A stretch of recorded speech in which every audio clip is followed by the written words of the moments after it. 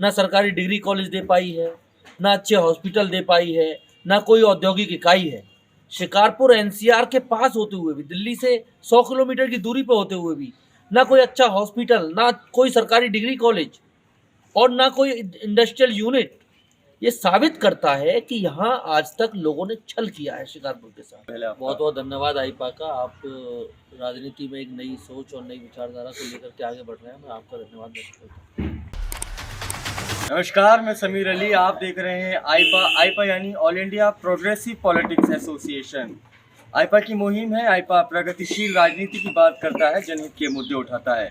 इसी कड़ी में बुलंदशहर के शिकारपुर विधानसभा में हम लोग मौजूद हैं। हमारे साथ जियाउर रहमान साहब हैं। आप कांग्रेस के प्रत्याशी हैं।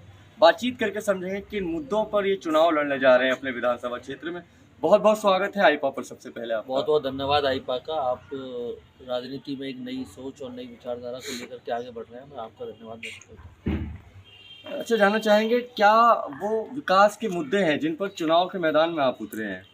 देखिए, मेरे जो विकास का मुद्दा है, मेरी सबसे पहले मेरी 69 शिकारपुर विधानसभा है।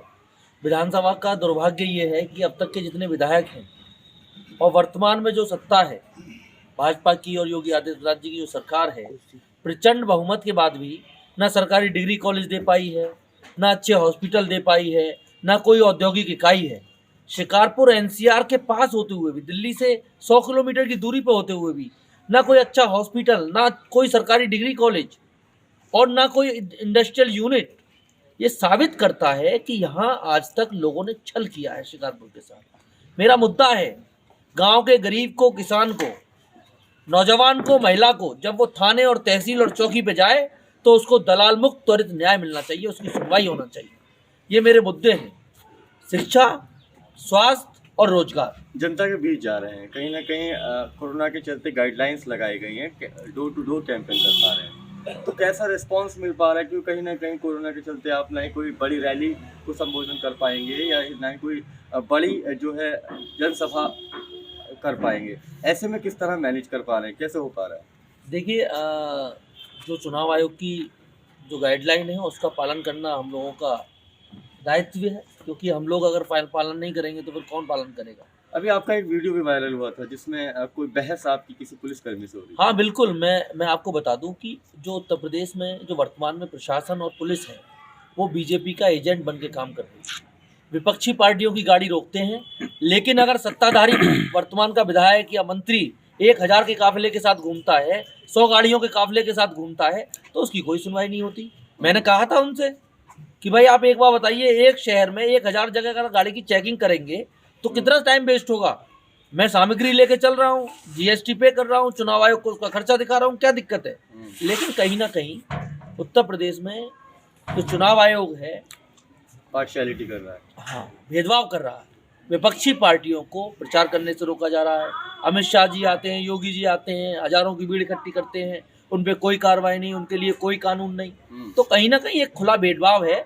लेकिन उत्तर प्रदेश के लोग, और मैं कह दूं मेरे जिले के और 69 शिकारपुर विधानसभा के लोग बहुत जागरूक हैं।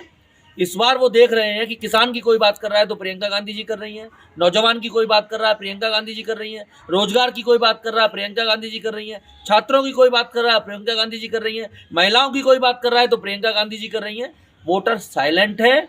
वो जब ईवीएम पे बटन दबाएगा तो निश्चित रूप से उत्तर प्रदेश में बदलाव होगा, शिकारपुर में बदलाव होगा और क्रांति की और राजनीति की एक नई शुरुआत होगी। साहब, कई लोग कह रहे हैं कि लगातार जो बीजेपी वाले हैं उनके जो बड़े फेस हैं वो कैंपेन के लिए बुलंदशहर पहुंच रहे हैं, लेकिन कांग्रेस का कोई नहीं आ रहा है।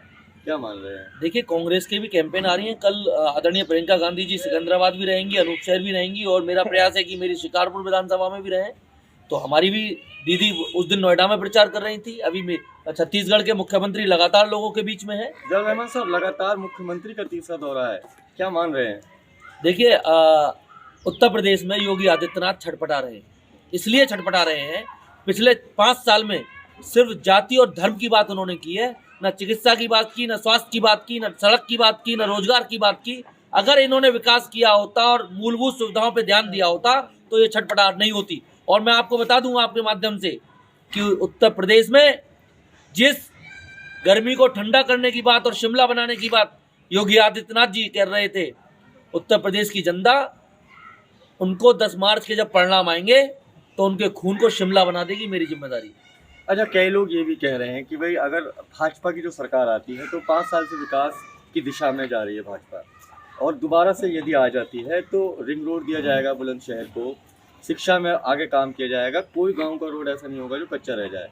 कांग्रेस क्या कहेगी? देखिए, लोग जानते हैं कि जब 325 के बहुमत के साथ भी आप रिंग रोड नहीं दे पाए, डिग्री कॉलेज नहीं दे पाए, स्वास्थ्य नहीं दे पाए, सड़क नहीं दे पाए, और गड्ढा मुक्त सड़क का वादा था आपका वो नहीं कर पाए, भ्रष्टाचार मुक्त शासन का वादा था वो नहीं कर पाए, कानून व्यवस्था की स्थिति आप जानते ही हैं, डेली बलात्कार हो रहे हैं, अपहरण हो रहे हैं, हत्याएं हो रही हैं, खुली गुंडाई चल रही है, बीजेपी के संरक्षण में, योगी आदित्यनाथ के संरक्षण में जो माफिया हैं फल फूल रहे हैं। तो कहीं ना कहीं जब आप प्रचंड बहुमत की सरकार में नहीं कर सकते, तो उत्तर प्रदेश के लोग जानते हैं कि कांट की हांडी एक बार चढ़ती है, दोबारा वो नहीं चढ़ती। लोग विश्वास नहीं करेंगे, निश्चित रूप से कांग्रेस की सरकार बनेगी और परिवर्तन होगा। अच्छा, हम शिकारपुर की अब बात कर लेते हैं। आप शिकारपुर का वो मुद्दा बता दीजिए, यदि जनता आपको प्यार देती है, यदि आप चुनकर आते हैं, विधायक बन जाते हैं, तो सबसे पहले उस पर आप काम करें। सबसे पहले मैं काम करूंगा कि शिकारपुर विधानसभा में लड़कियों के लिए अलग डिग्री कॉलेज होना चाहिए गवर्नमेंट, और सरकारी डिग्री कॉलेज एक लड़कों के लिए अलग होना चाहिए। अच्छे हॉस्पिटल्स मेरे चतारी में भी होना चाहिए, पासू में भी होना चाहिए, शिकारपुर में भी होना चाहिए।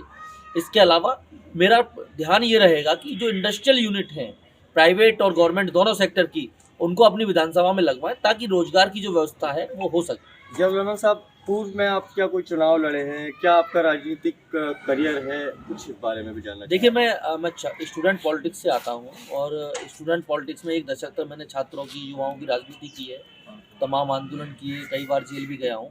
और मैं समझता हूँ कि उत्तर प्रदेश में या पूरे देश में जो नेता स्टूडेंट पॉलिटिक्स से निकले हैं, वो कहीं ना कहीं देश के लिए, समाज के लिए, हर वर्ग के लिए, अपने छात्रों के लिए, युवाओं के लिए, आम आदमी की आवाज़ को वो समझ पाते हैं, क्योंकि वो संघर्ष के रास्ते से आते हैं।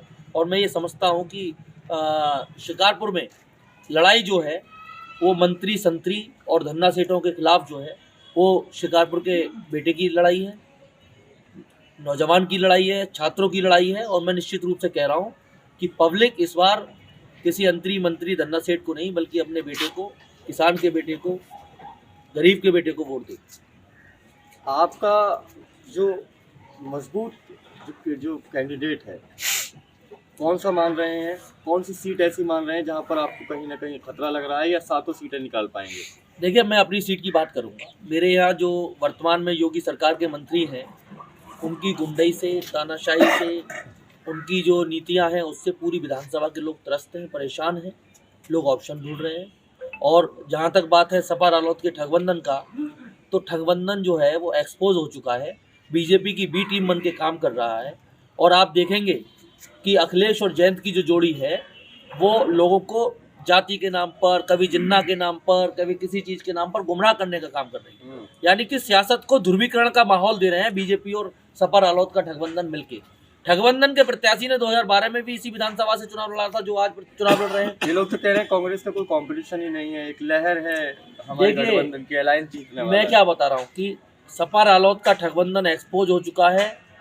और सबसे बड़ी बात यह है कि जो प्रत्याशी हैं मेरी विधानसभा पे सपा रालोद ठगबंधन के, 2012 में चुनाव लड़े थे, वोट लेकर के मुसलमानों से उन्होंने कहा था कि इन्होंने मेरे साथ गद्दारी की है, और आज वो किस मुंह से अकलियतों का वोट लेने आए हैं, किसानों का वोट लेने आए हैं।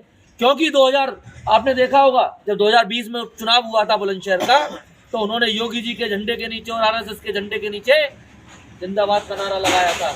ये वही किरणपाल सिंह है, ठगबंधन के प्रत्याशी हैं, जो कल तक बीजेपी का झंडा लगा रहे थे। आज शिकारपुर में वो कह रहे हैं कि मैं ये करूंगा, वो करूंगा। अरे यार, किसे बेवकूफ़ बना रहे हो भाई? शिकारपुर के लोग इतने विद्वान लोग हैं, वो जानते हैं कि जो कल तक आरएसएस और बीजेपी का झंडा उठा करके आया है, वो कभी हमारा हितैषी नहीं हो सकता। उसका कोई भरोसा नहीं है, कल को फिर दोबारा वो बीजेपी में चला जाए। तो सपा से फाइट नहीं है यार? सपा से फाइट नहीं है, बीजेपी कांग्रेस की सीधी फाइट है। कांग्रेस के साथ हर वर्ग, हर जाति, हर धर्म का व्यक्ति है, और निश्चित रूप से आप देखेंगे कि इस बार शिकारपुर परिवर्तन करेगा, क्रांति का शंखनाद करेगा। हमारे आईपा के माध्यम से क्या अपील करना चाहेंगे? जो पढ़े लिखे लोग हैं, उनको पॉलिटिक्स से कहीं ना कहीं दूर है, उनके लिए क्या संदेश देंगे? देखिए, मैं आईपा के माध्यम से पढ़े लिखे लोगों से, नौजवानों से, छात्रों से, महिलाओं से, और जो समाज के जो जागरूक नागरिक हैं, यहाँ तक कि प्रत्येक नागरिक से, क्योंकि आजकल सोशल मीडिया का ज़माना है, आपके व्यूअर्स भी बहुत सारे हैं, सभी से मैं एक निवेदन करूंगा कि जब सक्षम लोग, जागरूक लोग शांत बैठ जाते हैं तो गुंडे, माफिया और चोर उचक्के जो है शासन करने लग जाते हैं। एकजुट होइए, जागरूक होइए, भाजपा और मोदी सरकार की जो तानाशाही है उसके खिलाफ खड़े हो जाइए। कांग्रेस को वोट दीजिए। कांग्रेस को वोट इसलिए दीजिए, किसान खुशहाल हो, नौजवान खुशहाल हो, गरीब खुशहाल हो, महिलाएं खुशहाल हो, छात्र खुशहाल हो और इस देश में भाईचारा कायम रहे। सभी वर्ग, सभी जातियां, सभी धर्म मिलकर के तरक्की करें और ये देश विश्व गुरु।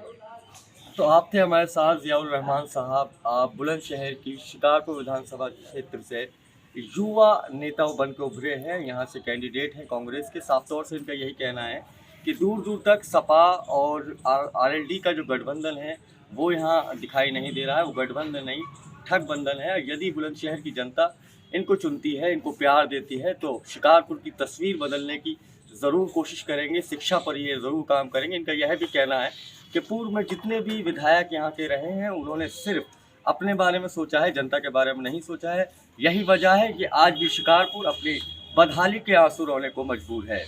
बुलंदशहर से कैमरा पर्सन निशान के साथ मैं समीर अली, आइपा के लिए।